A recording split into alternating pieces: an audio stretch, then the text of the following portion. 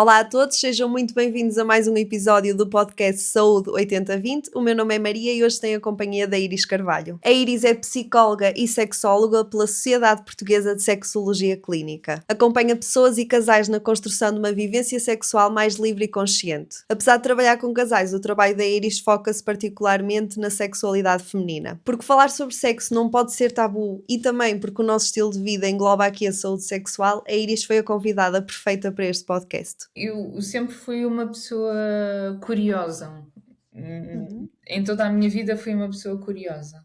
E isso acabou por também expressar-se na área da sexualidade, não é? Quando eu era Uhum. mais jovem, não é que seja muito velha, mas quando eu era mais jovem, eu era a pessoa que procurava resolver problemas sexuais das pessoas, ou tirar dúvidas, ou procurar mais informação, ou ligar para a linha da sexualidade e tirar dúvidas. Então, fui sendo essa pessoa para os meus amigos. E depois, em determinado momento, ali no secundário, ah, estava a tentar perceber o que iria fazer, o que é que se encaixava mais comigo. A minha mãe dizia que eu deveria ir para a diplomacia ou qualquer coisa que estivesse ligada com a relação com as pessoas e a Sim, mediação entre pessoas. E psicologia também era um um tema bocadinho disso. interessante, Uhum. sim. E houve um dia que fui almoçar à casa de uns amigos dos meus pais e estava lá uma sexóloga que tinha acabado de lançar um livro, a Vânia Belis. E eu lembro-me de olhar para ela, e ela estava a falar e super à vontade. Lembro-me de olhar para ela e assim, é exatamente isto que eu quero fazer. Então depois fui para a Faculdade de Psicologia, eu na altura até estava em artes, mas fui Uhum. para a Faculdade de Psicologia. E depois tentei ir fazer o caminho nesse sentido.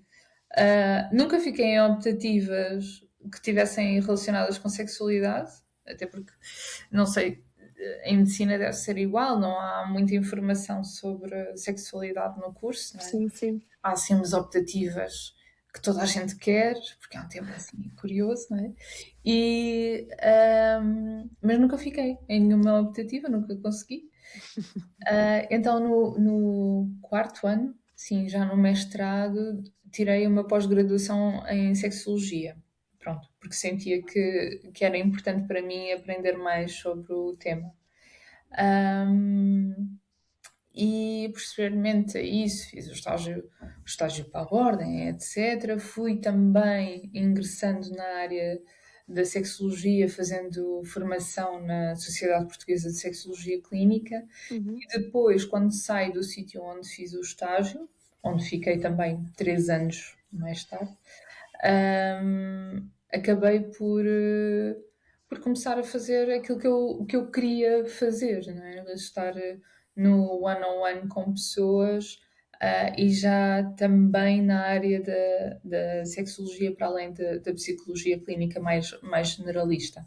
Então, sim, neste momento faço exatamente aquilo que eu quis fazer Desde eh, sempre.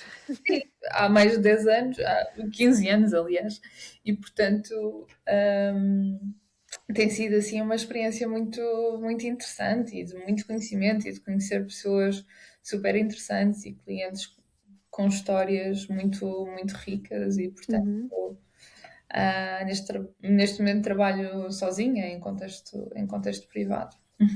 Ok. Sentes que é assim uma saída frequente para quem tira o curso de psicologia? Eu acho que cada vez mais tem havido interesse nessa área, e isso vê-se também pela quantidade de formações que existe neste momento na área da sexologia. Hum, e eu acho que aqui a Tânia Graça teve um papel fundamental para abrir o tema para as Sim. pessoas e para se falar mais e para abrir assim a curiosidade, o gostinho pela área. E cada vez mais tenho sentido que existe mais colegas a procurar informações deste tipo. Algumas só para complementar o trabalho que fazem e outras para seguir efetivamente ah, Mesmo esta área. mesmo esta área e serem sexólogos, sim. Ok. E sentes que por parte dos utentes também há uma maior procura por ajuda nesta vertente da saúde? Uhum. Eu diria que sim. Sabes que os estudos demonstram que tipicamente as mulheres são mais rápidas a procurar ajuda de forma geral, Uhum. Sim, sim. a procurar consultas de medicina geral e familiar, dermatologia, etc, De tudo, etc. sim, sim. Mas depois, na área da sexologia, são as mais lentas comparativamente aos homens. Então, muitos homens procuram-nos, não quer dizer que não tenhamos mulheres em consulta, temos sim, mas eu acho que as pessoas estão mais sensibilizadas para identificar um problema e procurar ajuda, ainda que exista esta diferença de géneros. Sim. Porquê que achas que isso acontece? Porquê que achas que os homens procuram, nesta área específica, porquê que achas que procuram ajuda mais cedo que as mulheres? Eu acho que tem a ver com esta ideia de os homens têm de ter uma certa performance, não é? Então, se essa performance é de alguma forma condicionada ou está-me a faltar a palavra, mas comprometida, exatamente, Sim, comprometida, eles procuram ajuda, não é? Habitualmente vêm, por exemplo, com disfunções eréteis, dificuldades ao nível da ejaculação, do controle da ejaculação, seja numa ejaculação mais rápida, numa ejaculação mais demorada, ou até mesmo ao nível do desejo. Portanto, ah, se a resposta sexual está comprometida, ai, ai, ai, ai, a minha masculinidade. Portanto, eu acho que aí eles são mais rápidos porque a masculinidade de é o alguma forma fica principal. também afetada, não é? E a forma como se vê enquanto homens fica mais afetada. Até porque têm muito mais validação para que isso aconteça, não é? Nas mulheres, eu acho que existe uma acomodação, aqui entre aspas, uma acomodação à dificuldade sexual porque também não são incentivadas desde cedo a expressar a sua sexualidade e a tentar entrar, a ter experiências positivas na sexualidade. Eu acho que nós continuamos muito a associar, vá, o prazer masculino com o ato sexual, não é? Uhum, As uhum, coisas acabam quando o homem tem um orgasmo, não é? Tudo o resto é quase secundário, ao próprio ato. E eu acho que nós, pronto, enquanto sociedade, mesmo do que vemos em séries, em filmes, em livros, o que quer que seja, vai muito nessa vertente, pelo menos a maior parte das coisas. E uhum, então, se calhar, também estamos nós próprias condicionadas a achar que não é tão importante ou que não requer tanta ajuda tão cedo. uhum, uhum. Sim, sim, no fundo, os scripts sexuais estão num modelo de relação heterossexual, não é? Uhum. Ainda está muito associado, o prazer é para o homem, não é? Mesmo que me cheguem raparigas mais novas, sabes? Com mais informação, ainda assim, e com mais. Com mensagens um bocadinho diferentes, se calhar, daquelas que nós recebemos, que os nossos pais receberam, que os nossos avós receberam, e ainda assim o prazer do homem é privilegiado em relação ao prazer da mulher.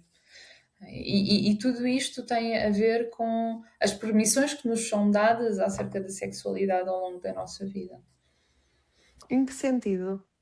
Em que sentido? Nesta ideia de que ah, a mulher é muito. A mulher, genericamente, é muito mais condicionada para servir o homem. A Ok. mulher é mais condicionada para não explorar a sua sexualidade. Não podes mexer aí, não tenhas as pernas abertas. O sexo é suposto ser uma coisa que tu fazes e Pelo homem. pronto, não tens prazer. É uma coisa quase mecânica, é um dever teu fazer sexo, Ok. porque o prazer do homem é o que importa. Então, todas estas mensagens, inclusivamente da forma como nós vamos, nos permitem ou não explorar o nosso corpo, também é muito interessante perceber como é que isso impacta a sexualidade de cada uma de nós. Estava a pensar que, por exemplo, um exercício que proponho em consulta de sexologia a mulheres, um dos primeiros exercícios é observar a vulva. E então, olha, tenho aqui um modelo, vou mostrar, não é? Força, força. Então, quando proponho observar a vulva ao espelho, é quase como se fosse uma área diferente do seu próprio corpo, não é? É quase como se fosse uma coisa estranha que está aqui, Que não reconhece, se que não calhar, como reconheço. seu, porque nunca olhou. Exato, exato. Até muitas vezes existe a repulsa de olhar, a repulsa de observar, a repulsa da cor, dos lábios serem os lábios internos serem mais assim, os lábios externos serem mais assados, o clitóris.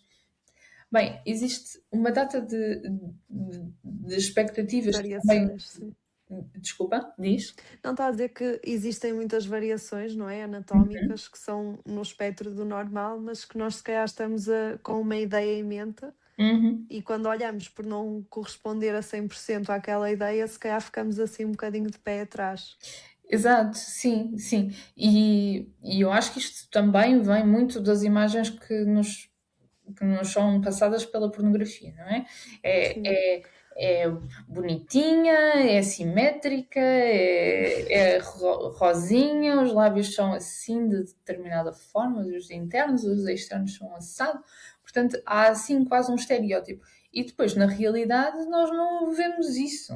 Por exemplo, não sei se conheces o projeto da Vulva Gallery, em que. E eu acho que sei qual é, que tem várias variantes, não é? Várias fotos não, desenhos, representações Sim, diferentes, não é? Eu tenho sim. ideia que é isso. Exatamente, podes enviar para lá a foto da tua vulva que ela ilustra. E então perceberes que existe tanta diversidade de vulva ajuda depois também a que integres a tua mesma no teu corpo. Não é? Uhum. E, e é curioso como nós também podemos ir fazendo o trabalho inverso que nos é passado. Ah, ah, das mensagens que nos são passadas sobre sexualidade, não é? Nós podemos procurar recursos que nos ajudem a naturalizar a forma da vulva, que nos ajudem a ter perspectivas diferentes acerca do que é sexo, da relação sexual, das atividades sexuais, do prazer feminino, não é? Agora ligando aqui mais à parte, à parte Sim, sim. feminina.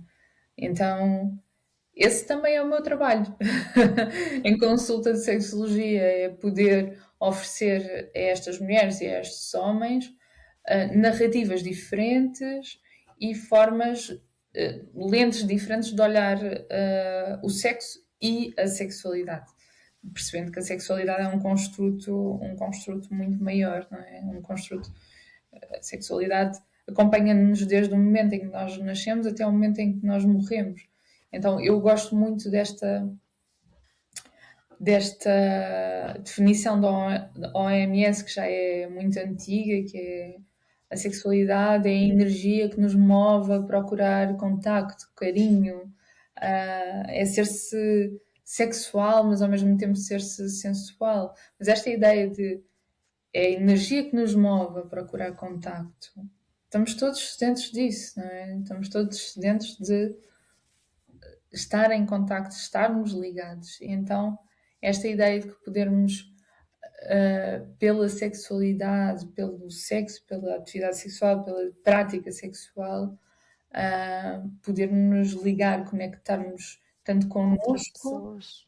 como com as outras pessoas. Sim. Tu, Iris, há bocado estavas a falar da parte da exploração de nós próprios e do nosso corpo. Como é que isso depois se relaciona com experiências sexuais futuras com outras pessoas? O facto de nós termos um conhecimento sobre a forma como o nosso corpo reage sexualmente a estímulos sexuais, seja visuais, seja auditivos, seja na pele, seja, portanto, dentro dos cinco sentidos. e percebermos também como é que quais são os aceleradores da nossa excitação, quais são os inibidores da nossa excitação, ajudou-nos depois a dar um guia para sexo em parceria, não é? Atividade sexual em parceria. Então, quanto mais nós percebermos aquilo que gostamos, individualmente, mais temos a possibilidade de trazer isso para a atividade sexual em parceria e para que isso também seja mais prazeroso. E, portanto, é fundamental o conhecimento do nosso corpo e dos nossos aceleradores, dos nossos travões e de perceber, ok, o meu corpo reage mais a estímulos auditivos, ou o meu corpo reage mais a toques leves na perna, ou a pressão no braço, ou etc. Sim, sim. É quase como se nós fôssemos aumentando cada vez mais o nosso mundo erótico individualmente para podermos trazer isso para sexo com outras pessoas. Não é? E isso é muito bonito porque é também assim que funcionam as consultas de psicologia. Não é? Tu conheces-te, tu vais fazendo um trabalho individual para que depois seja mais fácil tu lidares contigo mesma, com as outras pessoas significativas à tua volta e com o mundo. Portanto, é quase eu em consonância com todos estes sistemas. Sim, sim, mesmo para as nossas relações com as outras pessoas, acaba por ser mais fácil quando nós sabemos, não é? O que é que está deste lado, para depois conseguirmos estabelecer essa relação da maneira que melhor nos serve, por assim dizer. E porquê que achas que esta exploração do nosso corpo e do nosso prazer, porquê que achas que é ainda tão pouco incentivada, por assim dizer? Nós sabemos que Portugal tem uma base religiosa judaico-cristã muito forte, não é? E estas mensagens de pecado, de sermos a exploração da sexualidade ser uma coisa suja, ser uma coisa ocultada, uma coisa que acontece na privacidade, não nos ajuda de todo. Esta ideia também de vivermos numa sociedade ainda muito machista não nos ajuda a sair daqui, não é? Então, por exemplo, quando nós vemos os dados sobre o orgasm gap, portanto, a diferença que existe, a diferença da frequência de orgasmos na atividade sexual entre homens e mulheres, por exemplo, os homens em 95% da atividade sexual alcançam o orgasmo, comparado com cerca de 60% frequência nas mulheres. Portanto, é uma diferença muito grande ainda. E ainda muito virada para o prazer do homem. Então, quanto mais autoconhecimento nós tivermos, quanto mais comunicação sexual tivermos, mais fácil é equilibrar estes números. Mas ao mesmo tempo, percebendo que a atividade sexual, eu agora fui aqui para outro sítio, mas À vontade. a atividade sexual ainda está muito focada na penetração, quando para as mulheres, e isto num contexto de heterossexualidade, para as mulheres a penetração não está. Pouco faz. Sim, não está associada positivamente ao orgasmo, não é? Cerca de 30% das mulheres consegue ter penetração através do orgasmo. E nós sabemos que o clitóris aqui tem um papel fundamental. A ativação do clitóris é para nos dar prazer. Então, se nós temos o clitóris aqui e estamos focados aqui, fica difícil nós termos orgasmo, não é? E, portanto, a diversificação das atividades sexuais é fundamental para que exista orgasmo. Nós sabemos que as atividades que são focadas na ativação do orgasmo, seja sexo oral, seja masturbação, seja o que Uhum. for, vai predizer o orgasmo feminino. Claro que o clitóris não é só esta parte visível, é também. Tudo o resto. Agora trago aqui outro. Ai, adoro, É adoro, lindo, adoro. não é? É muito. Foi-me oferecido numa loja em França. Portanto, a ativação, claro que o primeiro terço da vagina tem alguma sensibilidade, dado que está Em sobre contacto, o sim. orgasmo, sobre o O cli- clitóris, não é? Existe aqui uma combinação de tecidos que têm alguma sensibilidade. Ahm, m- mas se ativarmos esta zona, não é? E até por dentro dos lábios internos, por fora dos lábios internos, aqui por cima, estamos a ampliar a probabilidade de existir orgasmo feminino. E, portanto, isto só é possível com autoconhecimento, só é possível com comunicação também, em parceria. Isto também só é possível com educação sexual, Sim, literacia em saúde. literacia em saúde, tanto para homens como para mulheres. Sentes que há mais fatores que causem esta diferença do orgasm gap, ou há outras coisas que também estejam aqui envolvidas para que as mulheres tenham proporcionalmente menos orgasmos que os homens? Ahm, Pois, há aqui uma coisa importante que quando eu digo que existe aqui uma diferença entre orgasmos entre mulheres e homens, ah, isto não é uma questão biológica, não é? Não é que nós mulheres conseguimos menos atingir o orgasmo do que os homens.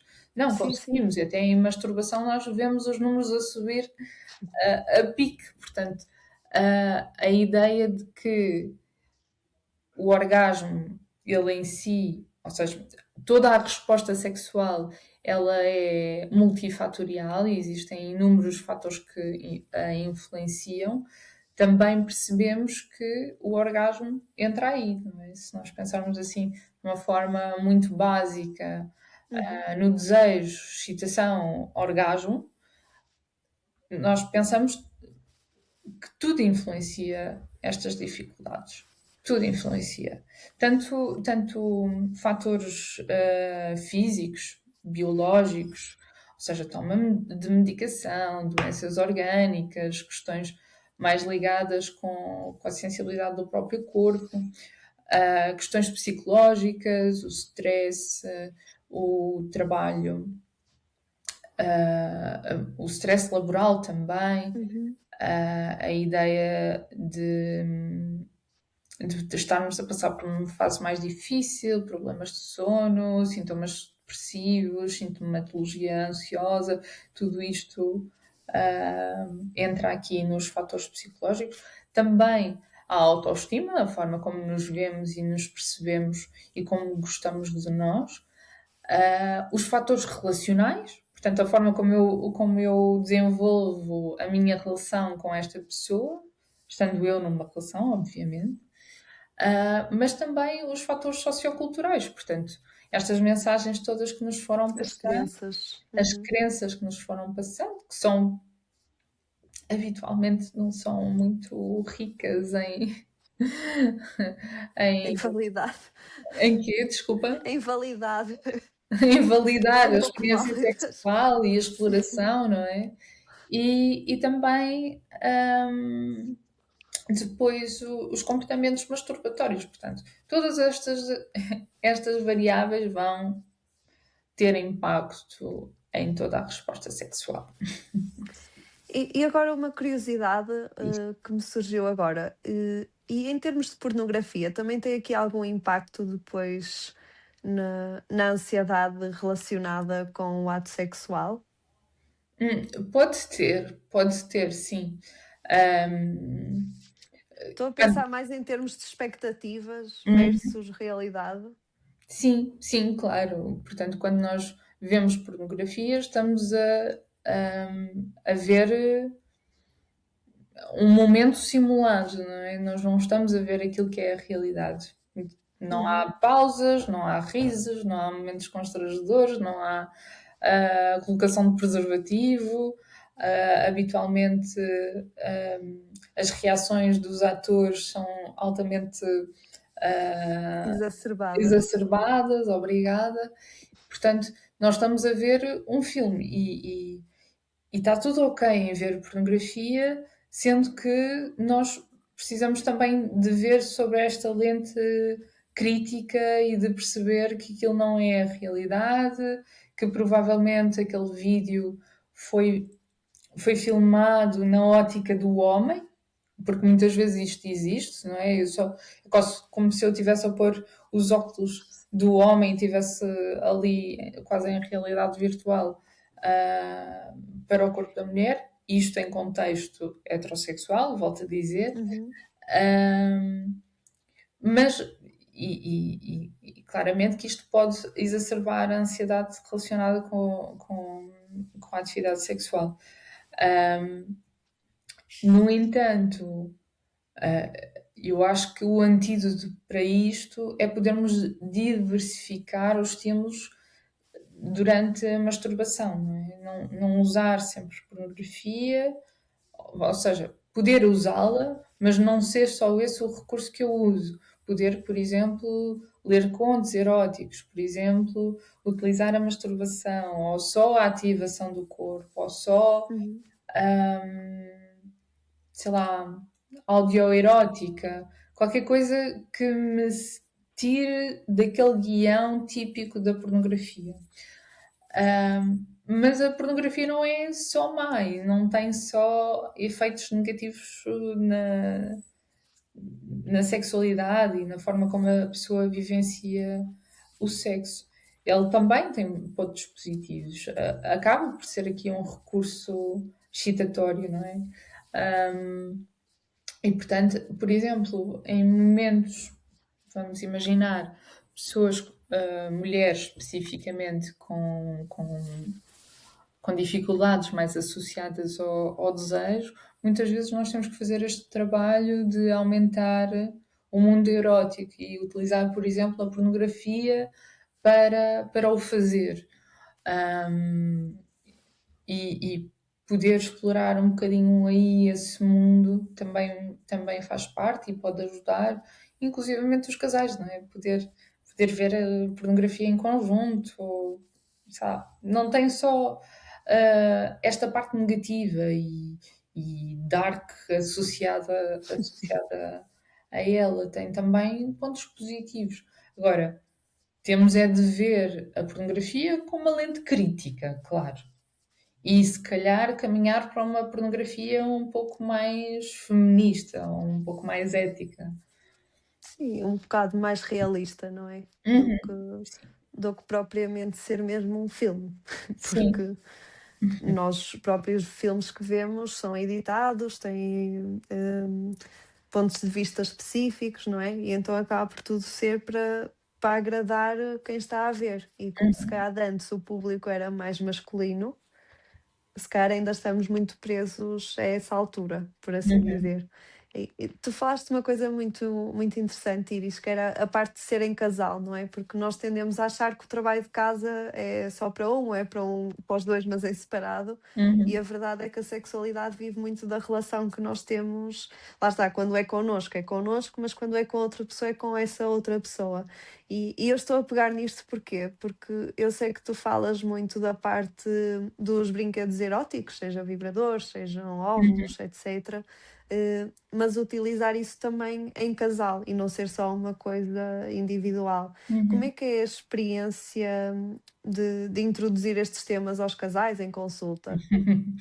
Olha, pode ser muito positiva e eles aderirem logo, ou então poder ser levado quase como uma ameaça. Ok. Mas assim numa primeira abordagem, não é? Já tinha pensado nisso. Dizem-me, já tinha pensado nisso, mas pronto, ele está na gaveta, nunca o vou buscar. Ou seja, poder ser uma coisa mais deste tipo, ou ser, Isso seria assim um bocadinho estranho, trazer um brinquedo. Então, quase como verem um brinquedo sexual, estou a pensar em brinquedos mais dirigidos para vulvas, não é? Uhum. Ser visto como uma ameaça, ah, lá está, no sexo heterossexual, estou só a trazer aqui sexo heterossexual, mas podíamos ver também de outro género. Uhum. Mas de outras orientações sexuais. Mas eu gosto muito de poder ir introduzindo esta ideia de que os brinquedos estão aqui para nos ajudar e para nos trazer mais prazer, porque a atividade sexual é isso, é podermos explorar quase como se fosse um playground, não é? É quase uma brincadeira. E então, tudo aquilo que nos ajuda a entrar nessa brincadeira, tudo aquilo que nos ajuda a ter mais prazer, é ótimo e temos de o aproveitar. Então, se eu tenho um brinquedo que me dá uma determinada sensação, que me ajuda a chegar ao orgasmo mais rápido, ou não, até pode ser só Uhum. para ativar o corpo de uma determinada maneira, porque não utilizar, não é? Porque não utilizar? E é mesmo, pode ser mesmo muito divertido fazê-lo. E eu, ahm, às vezes, dou palestras, ahm, dou palestras e levo sempre os meus brinquedos sexuais, os meus, salvo seja, os que são Foste da minha consulta. profissão, Sim, sim. que tenho aqui uma série deles. E essa é sempre a parte mais divertida das sessões. Eu tento ser o máximo divertida nas palestras e trazer uma tranquilidade, tipo, ser super chill em relação a isso, mas a parte mais divertida é quando as pessoas podem pegar num brinquedo, mexer, perceber como é que ele funciona, perceber como é que vibra, ou como é que é a sensação, por exemplo, eles chamam sugadores, não é? Mas eles não sugam, Uhum. eles mandam ondinhas. Ou então, como é que seria, por exemplo, eh, colocar um anel peniano, ou como é que seria, sei lá, passar uma bala vibratória pelo corpo todo. Portanto, essa parte é a parte em que as pessoas ficam mais curiosas e que ficam mais atentas, inclusivamente, porque Mas receptivas sim, também. mais receptivas, ainda que com algum medo. E é quase como se fosse, oh, nunca vi isto, isto é estranho, mas ao mesmo tempo é tipo, mas isto pode acontecer no meu corpo, isto pode ser-me útil, isto. Uhum. Olha, a sensação até é boa. Então, esta parte mais experiencial da atividade sexual é aquilo que nos liga efetivamente à outra pessoa Sim, e acaba. nos pode ligar a nós próprios quando estamos sozinhos. Sim, acaba por ser um bocado como tu estavas a dizer, não é? Que é uma exploração e acho que o objetivo sempre é o prazer de ambas as pessoas. E Uhum. então, se eu tenho algo que pode potenciar isso, não é? Por que não usar? Porque não ver estes recursos como isso e como uma experiência agradável, esperemos nós, Uhum. entre ambos. Sim, sim, sim. E retira aqui até um pouco o peso da performance, não é? Eu não tenho que usar, vamos imaginar, o meu pênis para criar um orgasmo naquela pessoa com quem eu estou a ter sexo. E eu acho que isso ajuda também a podermos balançar um pouco Relativizar. e relativizar, sim, exato. Um, e, e, e quando os casais aderem à utilização dos brinquedos sexuais, depois pode ser muito divertido. Mas pode ser brinquedos sexuais ou atividades que eles nunca experimentaram. Por exemplo, num, vou dizer assim, ah, para que me percebam, num BDSM mais soft, numa coisa, Uhum. por exemplo, num impact play, ou seja, dar a ver aqui quase ou uma palmada, ou utilizar um objeto para criar ali impacto, ou por exemplo, brincar com temperaturas, ahm, com o quente e com o frio, ou, por exemplo, utilizar géis que tenham uma determinada característica, que façam sentir tipo formigueiro, ou que façam sentir quente, ou que façam sentir frio. Então, toda essa exploração entra aqui muito no playground. É tipo, não há regras, não há script para isto. Há aquilo que tu quiseres experimentar. E eu gosto muito dessa visão em relação à sexualidade. É tipo, não estás a fazer mal a ninguém, essa é a primeira regra, não é? Portanto, não existe aqui Malefício para a outra pessoa. malefício para a outra pessoa. Estão os dois, estão os dois a dar consentimento entusiástico, então bora lá, força! Força. Sim, sim, concordo a 100%, que acho que tem de ser visto assim, porque senão, por causa das nossas crenças e do que nos é dito, acaba por ser um tema que nós todos, queiramos ou não, temos mais algum tabu do que se calhar falar de outra coisa, não é? Porque é um bocado inerente a nós esse tabu, às vezes imposto por outras pessoas, mas é o que é. E eu acho que se nós também não abordarmos estes temas com essa leveza que tu também o fazes, não é? Seja em palestra, seja aqui, seja nas redes, acho que também, se não for assim, também cria barreiras às pessoas para estarem à vontade a falar sobre os temas. Por isso acho que é mesmo muito importante o trabalho que tu fazes e ainda bem que o fazes. Sim, gosto muito dele. Gosto muito Desculpa que isto dele. foi um à parte, mas eu agora estava a pensar numa coisa que eu li no outro dia, tipo há meses atrás, mas é o que é. Uhum, Mas era sobre estarmos numa. Eles chamaram a epidemia, vale o que vale, mas era sobre estarmos num momento de epidemia em que as pessoas tinham cada vez menos sexo, no geral. Vá. uhum. Tu sentes isso a acontecer em consulta, ou em termos de partilha de experiências de outras pessoas, ou sentes que não é bem assim? Olha, eu em consulta eu tenho uma população muito específica, não é? Uhum. Portanto, tenho uma população clínica, portanto, à Ok. partida vai haver comprometimento na resposta sexual. Mas aquilo que os estudos têm vindo a dizer é que as pessoas estão a fazer cada vez menos sexo, e em particular os jovens. E eu acho que isso se pode dever também à forma como nós estamos cada vez mais desligados dos outros, não é? Para haver sexo é necessário alguma conexão e alguma ligação ao outro. Então, eu acho que as tecnologias depois acabam por ter aqui um impacto gigante na forma como nos ligamos ou não à outra pessoa. E então, se eu estou, imagina, eu vivo com a minha namorada e eu estou constantemente no telemóvel e ela está constantemente a jogar jogos, videojogos, estamos completamente em mundos separados. Então, para haver sexo é necessário algum grau de intimidade emocional, algum grau. Quer dizer, não tem que ser Vulnerabilidade. sempre assim, mas vamos imaginar que estando numa relação, pode e deve existir esta intimidade emocional, intimidade física, que depois leva a sexo, não é? Então, se cada pessoa está num mundo separado da outra, que não existe aqui contacto ou existe muito afastamento, fica difícil, não é? Como é que é possível tipo, eu contactar-me um ao outro se eu estou permanentemente a fazer Outra scroll no coisa. Instagram? Uhum. Não é?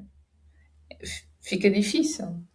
Um, e, e, e eu acho que essa é uma das grandes variáveis que tem impacto nessa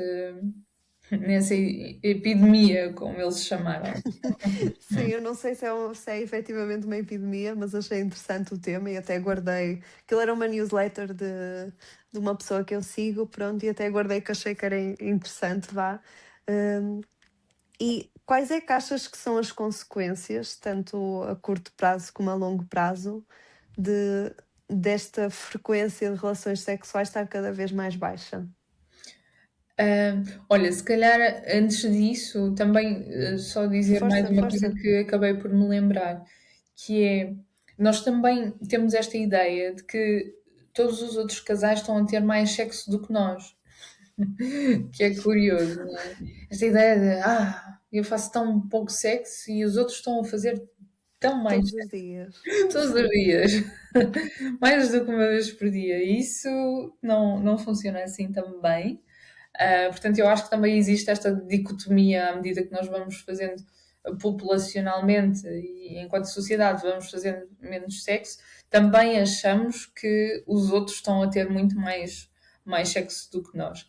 E eu acho que o trabalho em consulta sexológica também é isto, é desmistificar estas crenças acerca do sexo em geral e da Uhum. forma como isto acontece para a população em geral.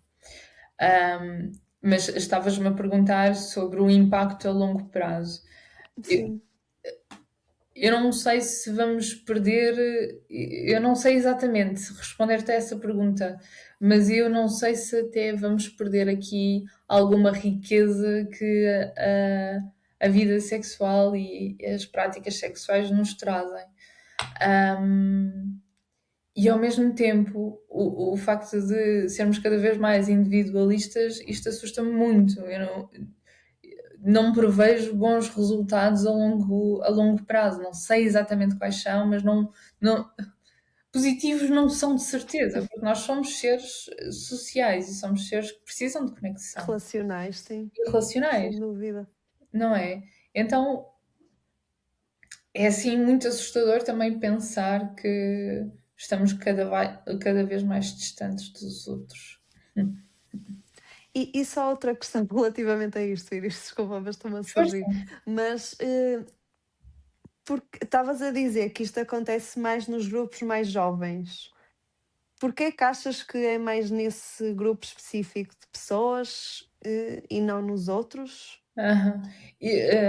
Parece-me, e os estudos apontam que é para o facto do uso das tecnologias, portanto, tem mais a ver com isso do que outra coisa.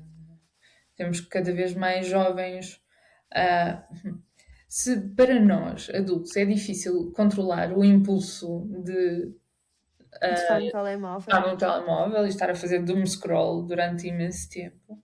Imagina para um adolescente, para um jovem adulto que ainda não tem todas as áreas do cérebro desenvolvidas. Isto é super impactante, não é?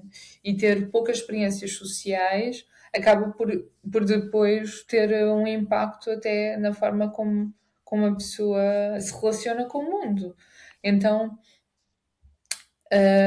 nós sabemos que os, os jovens estão cronicamente na internet e estando cronicamente na internet não é possível relacionarem-se com outras pessoas. Até Sim, podem se relacionar, mas e o toque? não a esse nível, E sim. o toque, né? E o olhar no olho, e as pistas comportamentais, e a linguagem não verbal, não é? Onde é que isso fica? Até podem estar a falar todos uns com os outros, mas depois estas outras nuances são super importantes. Sim, eu por acaso também tenho visto isso em consulta, que muitas vezes pronto, nós perguntamos a amigos e assim, o que é que fazem, quanto tempo passam no telemóvel, tudo isso, e muitas vezes é isso, tipo, falo com os meus amigos, ou com a minha namorada, ou com o meu namorado, por telemóvel e tal, eh, e parece que é quase suficiente para eles, ou eles pensam que é suficiente e que este contacto é suficiente em termos de serem considerados seres sociais. E é o que tu dizes, perde-se aqui muitas partes da relação que nós temos com o outro, Uhum. que depois são fundamentais para nós vivermos a experiência sexual e relacional.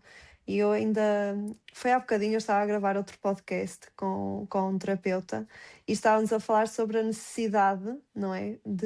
Para eu me relacionar com os outros, eu tenho também de ter aqui alguma vulnerabilidade, Uhum. não é? Porque a relação parte muito disso, eu sou vulnerável com a Iris reconhece essa vulnerabilidade, também é vulnerável comigo e formamos aqui uma aliança do Uhum. género porque fomos as duas vulneráveis.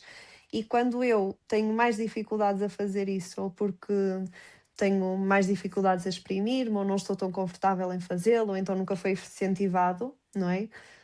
Também há aqui pouca abertura para que depois existam relações interpessoais. Uhum, uhum. Sim, sim, eu concordo plenamente com isso, né? A vulnerabilidade é central nas nossas relações significativas, né? Ahm, então, eu até posso ser vulnerável digitalmente, não é? Eu posso estar a falar com outra pessoa por mensagem e estar a ser vulnerável. Só que a vulnerabilidade também implica, quando nós estamos despidos, metaforicamente, perante outra pessoa, o acolhimento da outra pessoa é essencial. E o acolhimento não é apenas por Palavras. palavras, não é? Uhum. É pelo sentir, é pela experiência, é por olhar no olho e perceber que a outra pessoa também ficou comovida. É o toque que pode acontecer a seguir, o abraço que pode acontecer a seguir, ou não, mas estas pistas de linguagem não verbal Sim, são sim. super importantes, não é? E, e se eu não tenho experiência a fazê-lo, é natural que eu não me sinta confortável, não é? Ahm, yeah, já não sei com quem é que eu estava a falar sobre isso no outro dia, mas se Uhum. uma criança tem 3 anos e para ela se regular, por exemplo, numa viagem de avião, ponho-lhe um tablet à frente. Eu estou a tirar a oportunidade para que esta criança seja criança, no fundo, que possa fazer barulho, porque tem direito a ele, E é que, suposto, sim. que é o suposto, que se possa regular de outras formas, que se possa conectar com a mãe, com o pai, com a figura cuidadora, e então, sabes, há muita urgência para que as pessoas se acalmem. E as pessoas não se têm que acalmar, as pessoas têm que se regular. E a regulação é feita com outra pessoa, pode ser feita com outra pessoa, e em fases muito precoces da vida tem de ser feita com outra pessoa. Sim, até porque nós não temos as ferramentas para o fazer sozinhos, mas Uhum. isso estavas a dizer de nós também aprendermos a regular-nos sozinhos, não é? Ou com recursos a estratégias, ou lá está, ou com o apoio de outros, também faz com que eu depois seja mais, vou usar o termo emocionalmente estável, se calhar, e que depois no futuro seja mais fácil para mim lidar com determinadas situações, não Uhum. é? Porque é um bocadinho, já não sei, também não sei em que contexto é que eu estive a falar sobre isto, mas era muito sobre nós não damos espaço quase às emoções más, não é? Porque tu dizes-me estou triste. E eu é logo, mas não estou, o que é que eu posso fazer para não estares triste? Não estejas triste, ok? Vamos aqui tentar Uhum. resolver isto. E a verdade é que o nosso espectro emocional, enquanto seres humanos, tem de passar por todas estas fases, não é? Eu tenho de ter momentos em que estou muito feliz, tenho de ter momentos em que estou muito triste, tenho de ter momentos em que estou muito excitado, tenho de ter outros momentos em que estou muito ansioso, porque faz parte. E se eu não der abertura para que estas coisas aconteçam, estou sempre a tentar, ok, não, isto não pode, não posso estar tão triste, não posso estar tão feliz, e estou sempre aqui a tentar pôr no baseline, por assim dizer, eu depois, em qualquer momento que eu não o consiga fazer, eu também não sei lidar com essas emoções, não é? Porque são Uhum. muito estranhas. Se eu estou habituada a nunca estar ansiosa, porque sempre começo a estar ansiosa, puxo-me para baixo e não dou espaço, não é? Eh, Num dia que não o consiga fazer, aquilo é o fim do mundo. Então imagina isso, mas aliado ao contexto sexual. É mesmo muito assustador. É mesmo muito assustador, sabes? E chegam-me pessoas, em particular homens, vêm do género. Isto foi a primeira vez que isto me aconteceu. Vamos imaginar uma perda de ereção. E eu fiquei em pânico, eu não sabia o que fazer. Até porque eu, enquanto homem, provavelmente tenho menos possibilidade de expressar-me emocionalmente emoções de tristeza, de desilusão, né? Uhum. Essas emoções mais. A Negativas. raiva é mais validada e todas as outras são mais contidas, não é? Uhum. Então, imagina um homem que teve pela primeira vez uma perda de ereção ou tem esta perda de ereção já há alguns meses. Isto é altamente assustador e pode criar mesmo uma sensação de pânico, de descontrole em que eu não sei aguentar, em que eu não sei fazer nada com isso, em que isto acontece durante a atividade sexual e eu fecho-me completamente e a outra pessoa passa a ser secundária. Ou e então, tudo isto se vai encaixando, né? Estas pecinhas vão se encaixando, como eu estava a dizer, as dificuldades sexuais elas são multifatoriais. Então, se eu tenho aqui uma predisposição para. Predisposição, não estou a falar predisposição genética, uma predisposição para, quando estou assustado, Fechar. evitar Uhum. e fechar completamente e não falar sobre isso. Isto a nível sexual, com as crenças sobre a masculinidade, com as crenças sobre aquilo que deverias ser enquanto ser sexual, isto é brutal. É É mesmo. uma avalanche. É, é, é. É mesmo uma avalanche. E então, sabes, fazer esse caminho de segurança, dar segurança à pessoa, poder permitir que exista ali um espaço onde ela possa falar é super importante. É super importante. E é disso que eu gosto no meu trabalho, é poder haver aqui um sítio onde eu te acolho e que vamos procurando segurança num sítio de muito, muito, muito, muito desconforto. É um Emocional. espaço para as pessoas serem vulneráveis, Uhum. numa área que se calhar nunca o foram, na sua vida. Sim, sim. E é engraçado estares a dizer isso, porque muitas vezes eu acompanho pessoas que já foram acompanhadas psicologicamente, de uma forma mais genérica, Uhum.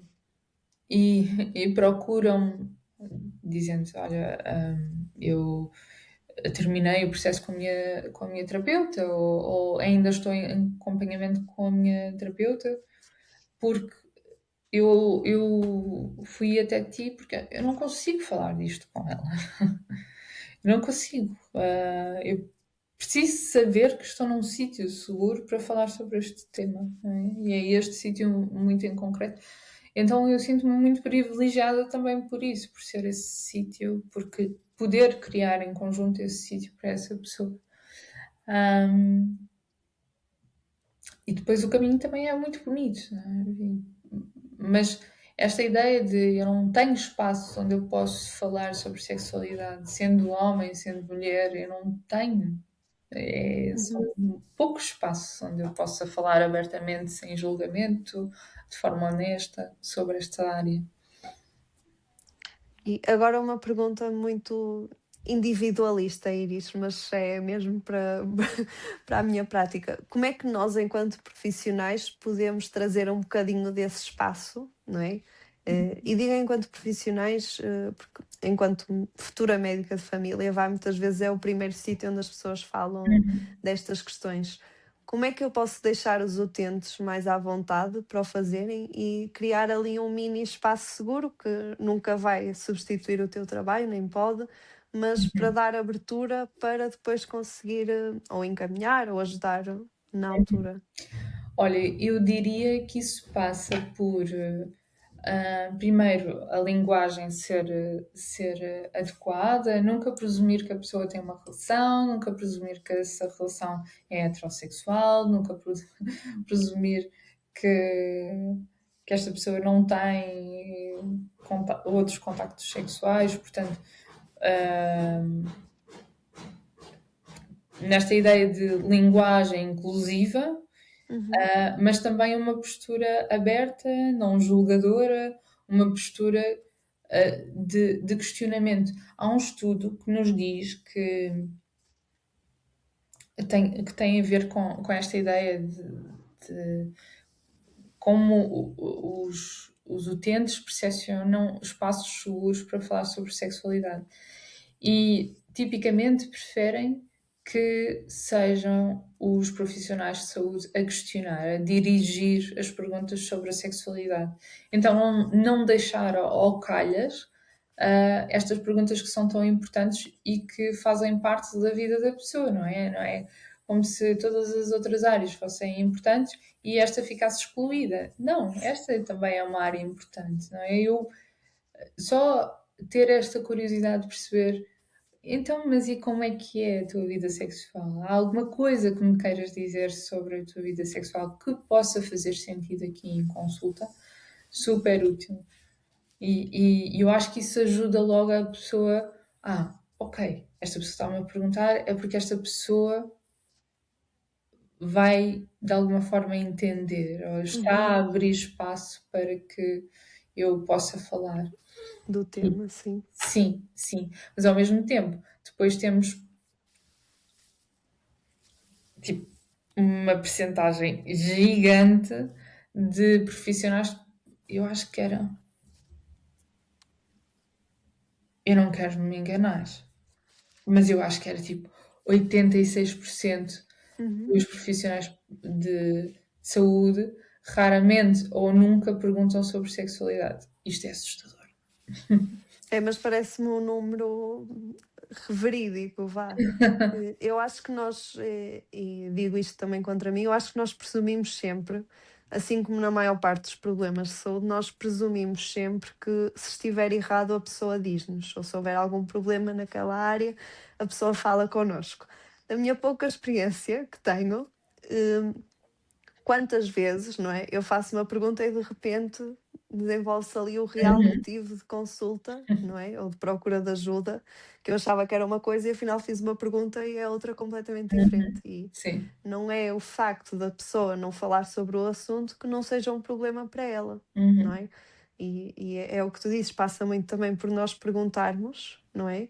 Se é uma questão que quer abordar, se tem alguma dúvida, alguma coisa em que nós possamos ajudar, porque por ser um tema que a maior parte das pessoas também não está tão confortável, e quando digo pessoas mesmo profissionais, acho que temos de ser nós a abrir o espacinho para ok, olha, eu estou interessada, não é? Em saber mais sobre isto, em ajudar-te nesta área, ou indicar-te alguém que te possa ajudar nesta área, e é por isso também estou a perguntar e a abrir este gap, vá, para que tu também te sintas mais à vontade de perguntar o que quiseres e de expor o que quiseres.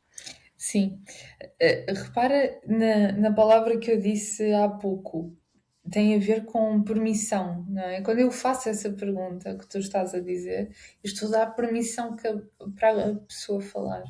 E ao mesmo tempo estou a dar permissão para que ela esclareça as suas dúvidas.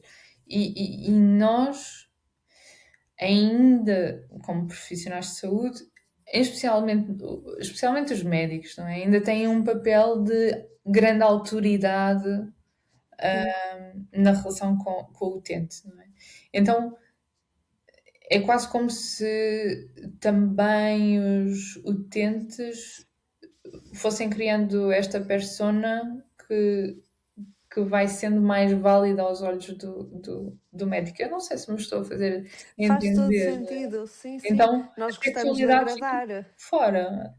Sim, nós gostamos muito de agradar, e então se eu tenho alguém à minha frente que eu vejo como superior, vá, quer eu queira, quer não, eu também tenho tendência a moldar os meus comportamentos para ser melhor aceito ou melhor visto, não é, por essa pessoa, não é, que Sim. eu tenho um respeito por.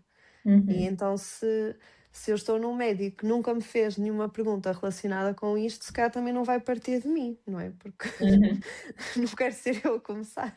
Pois, exato. Aqui os processos de vergonha depois entram logo, ativam-se logo, não é? Portanto, sim, eu acho que a melhor forma é ter esta postura não julgadora, aberta, de não precipitação Não presumir. de não presumir a orientação sexual, não presumir se está numa relação, se não presumir, ok, perguntar, dar permissão, perguntar, questionar. Uma coisa que eu acho que é super importante é as pessoas procurarem ajuda mais rapidamente, porque muitas vezes chegam até nós, sexólogos, já com um problema sexual que dura há muito tempo, às vezes anos. Sei lá, tinha uma cliente minha que tinha dor sexual e que não conseguia ter penetração há mais de 10 anos. Ou seja, isto não é ok. Portanto, esta ideia de podermos identificar que temos um problema e procurar ajuda o mais rapidamente possível é aquilo que eu peço às pessoas, porque efetivamente, quando nós temos um problema que já se mantém há tanto tempo, o tempo para o resolver também é mais longo É e proporcional, é sim. proporcional, sim. E, e o prognóstico é muito, muito menos interessante e então procurem ajuda mais rapidamente. Tentem encontrar. Se identificam um problema, ok, o problema já está aqui há um mês, bora procurar ajuda. Bora tentar resolvê-lo de alguma forma. Sim, e acho que mesmo que depois chegue à conclusão que não é um problema, Uhum. até Pode pode ser uma acontecer. variante do normal, Uhum. pronto, eh, ao menos também ficamos mais descansados. Não é? Exato, exato. Sim, sim, sim. Isso é super importante. E, e há outra coisa associada a isso, que é, neste momento, com o aumento da utilização da inteligência artificial, há cada vez mais procura de tentativa de resolução do problema sexual com a inteligência artificial. Não. Não, pode ser útil na identificação de algumas questões, agora no tratamento, não, porque isso não vai resolver. O tratamento é uma coisa super individualizada, é uma coisa que, que é necessário alguma avaliação, que é necessário algum pensamento crítico, que é necessário trabalho em colaboração e a inteligência artificial não faz isso.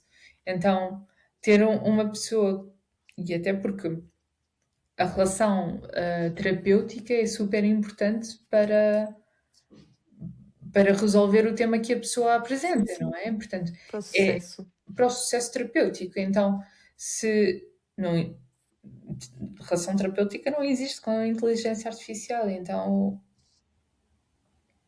contacto humano, novamente, Novamente. novamente, super importante. Sim, eu não sei especificamente para esta área da sexualidade, mas eu sei que houveram uns testes, vá, que era para ver a validade da inteligência artificial a resolver problemas médicos e a taxa de erro era tipo 60%, ou seja, Uhum. muito mais do que metade, e eu acho que também não vale a pena arriscar e fazer pior as coisas. E acho que é muito o que tu dizes, é um processo, é longo e se calhar os recursos que me vai dar não vão ser suficientes, Uhum. não é? Para eu conseguir resolver o problema. Claro, sim, sim, concordo plenamente. Mas é assustador as pessoas que me chegam e dizem: Ah, foi a inteligência artificial, falei com o chat GPT. Acho que ajuda a fazer como tu disseste, acho que ajuda numa primeira abordagem, se calhar até a reconhecer como algo fora do normal, vá, determinado sintoma, determinada queixa, até acho que pode ter esse benefício, não é? E de levar as pessoas, ok, olha, isto está a dizer que não é muito normal e preciso de procurar ajuda de um profissional. Acho que pode facilitar aí, mas depois para o próprio processo vai ficar sempre muito aquém. Uhum, Pelo sim. menos para já, ninguém sabe o futuro, mas, mas gostava de crer. Obrigada por estarem desse lado. Se gostaram deste episódio, deixem uma avaliação do podcast. Alguma dúvida que tenham, podem deixar nos comentários para mim e para a Iris. Um beijinho e até à próxima!